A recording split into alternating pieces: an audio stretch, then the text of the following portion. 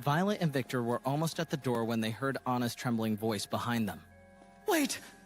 Victor spun back, concerned. Mom, what is it? Anna flashed a big warm smile as a tear trickled down her cheek. I'm just so glad you two are here. Victor let out a sigh of relief. Really? That's all she wanted to say? He shook off his nerves and smiled back. We're glad to be here, Mom. Violet bowed, moved by Anna's affection. Violet and Victor continued out the door. When they were out of sight of his parents, they leaped into the air, disappearing into the sky as two wild bats. Ruby Scarlett, Victor's mysterious other wife, with her shimmering long red hair and a body that would be the envy of any model, lay sprawled out in a king-sized bed. She slept soundly and comfortably. Suddenly, a woman's voice sounded in the bedroom. Lady Ruby. Ruby turned over and kept sleeping. She was fully convinced that no one would dare interrupt her sleep or attack her family.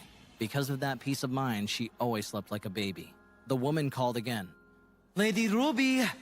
This time, Ruby heard the woman's voice, but she was too lazy to get up. And then Ruby heard the distinct Russian accent of her personal maid, Luna. Kaguya, you're doing it wrong. Oh, how do you wake up your master, Luna? Luna flashed a sadistic smile and rushed over. Lady Ruby, I ripped up your entire anime collection. Ruby's eyes shot open. She glared daggers at Luna. I'm not buying that ploy anymore, Luna. Luna snorted. It worked, didn't it? Luna wore a maid's uniform similar to Kaguya's. She had shoulder-length white hair, pale skin like all vampires, and pink eyes. Kaguya leered with disdain and jealousy at a specific part of Ruby's body. Her breasts. She muttered under her breath. Huge as always. Ruby grumbled and sat up in her bed. I wanted to sleep. When Kaguya saw Ruby's breasts dangling in her red nightgown, she couldn't help but think, maybe I should just let Lady Violet kill this woman. Ruby looked at her guest. Oh, Kaguya, how long has it been since we've seen each other? Seeing Ruby's gentle smile, Kaguya softened. Ruby was kind-hearted. She also had nothing against her personally. Ruby cleared her throat. Well, what is it, Kaguya? Kaguya took a deep breath. I came here to talk about Lady Violet. Ruby had anticipated this. You came at a good time. I have something to tell you, too. Kaguya looked at Ruby with curiosity. Oh? Ruby explained to Kaguya all about Victor and Luan's heated basketball game, sharing Cornelia Funar's ominous vow to punish Victor. Kaguya shook her head. A young noble vampire who thinks he's the center of the world and has an ego more fragile than glass. What else is new? Ruby nodded in agreement. I know, but he's serious about coming for Victor. Luna interrupted with a vulgar joke. So are you, Lady Ruby? Ruby wasn't amused. Silence. Luna froze. Apologies.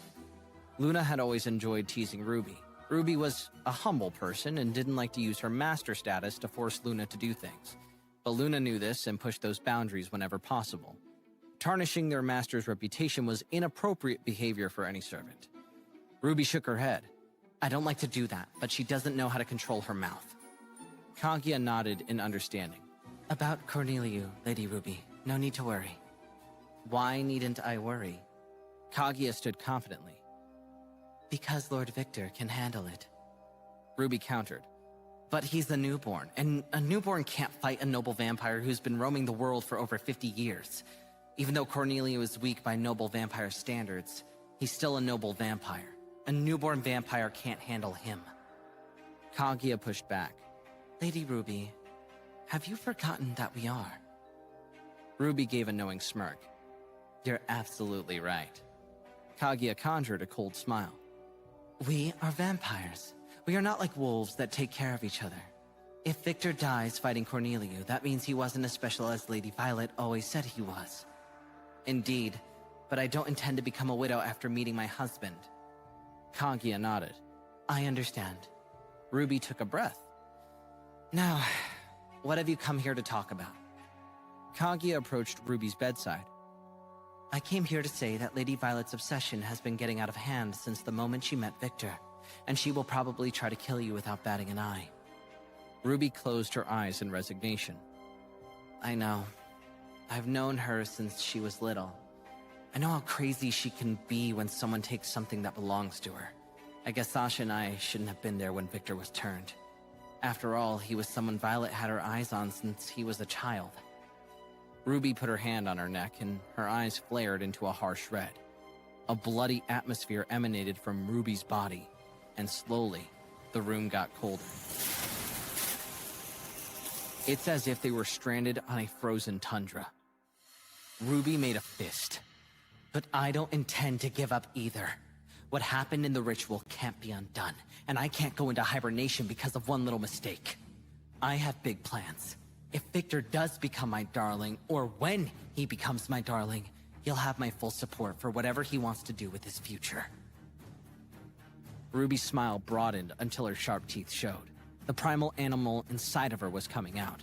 Kaguya noticed this change. On the outside, she held an expressionless face, but inside she worried. Does Lord Victor's blood have properties that turn female vampires into stalkers? Kaguya remained diplomatic, having fulfilled her goal. I understand. I'm leaving. Ruby responded to Kaguya's politeness by softening her own demeanor. Are you going to visit Sasha? Yes. Be careful with Sasha's new maid. She's special. Kaguya turned to Ruby. What happened to her former maid? Ruby's crestfallen expression answered everything. Julia died? Ruby steamed with anger and sorrow. Yes.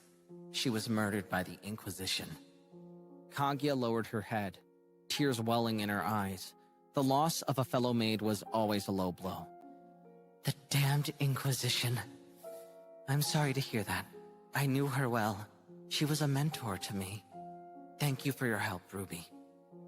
Ruby nodded appreciatively as a sudden flood of shadows engulfed Kaguya as she vanished in the blink of an eye. Ruby looked at Luna sympathetically. Sorry about silencing you, Luna. Luna shrugged. It's okay. I know I go too far sometimes. Ruby scoffed. Sometimes? Luna remained silent. Ruby looked at her watch. 8 a.m. Still way too early. I don't have class until 1. I think I'll just go back to sleep. Ruby lay on her bed. As soon as she pulled the sheet over her body, a crippling thirst came over her. When she felt this craving for blood, a craving that couldn't be satiated by ordinary blood, she had the urge to curse Violet. That bitch! She's got her thirst quenched, but she doesn't think about the consequences. Does she want my darling to go into a coma? Ruby's eyes alternated red and green as she tried to fight the bloodlust. Luna showed cautious concern. Lady Ruby? It's okay, Luna. Soon this problem will be solved. Ruby drew the sheet over her head and closed her eyes. She tried desperately to sleep while resisting her desire with all of her strength. Luna looked at Ruby worriedly. She couldn't help but think. This is bad. If it goes on like this, Lady Ruby could lose control or go into a coma. I need to do something. Fast. She thought intensely for a moment when a brilliant idea struck. That's it? I'm going to get in touch with Ruby's mom. Across town, Victor and Violet stood on top of a roof, looking for the Inquisition agents they had been smelling all day. Victor spotted 2 tall men walking down the street. At first glance, they appeared to be dressed in priest uniforms, but unlike holy garb, these black robes had been modified for combat. Around each man's neck hung a small white crucifix. One had short-cropped black hair and brown eyes. The other, a light brown bowl cut and black eyes. Victor used his enhanced senses to listen to their conversation. The brown-haired man impatiently huffed. Thomas, what are we doing? We've been down this street 500 times. For the love of our father, let's get out of here. Thomas, the black-haired man, didn't flinch. Shut up, dickhead. I feel those evil creatures around here. I smell the stink. The brown-haired man clenched his jaw. Don't call me dickhead. I have a name that God gave me. My name is... Yeah, whatever. Come on, dickhead. The equipment is sensing something over there. Thomas pointed to a connecting alley. No way. We've been down there before, too. Thomas checked his instrument, shaped like a wooden crucifix. Strange. This is state-of-the-art equipment. Maybe it's defective. The brown-haired man studied the device and blew his top. This is not state-of-the-art, for the love of God! Where did you get this? Van Helsing himself would call this an antique. Thomas scratched his head. I got it from the church warehouse. They said it was for tracking vampires. Did you happen to check out any of its specs? Maybe what generation it is? Thomas blushed with guilt. No, I guess not.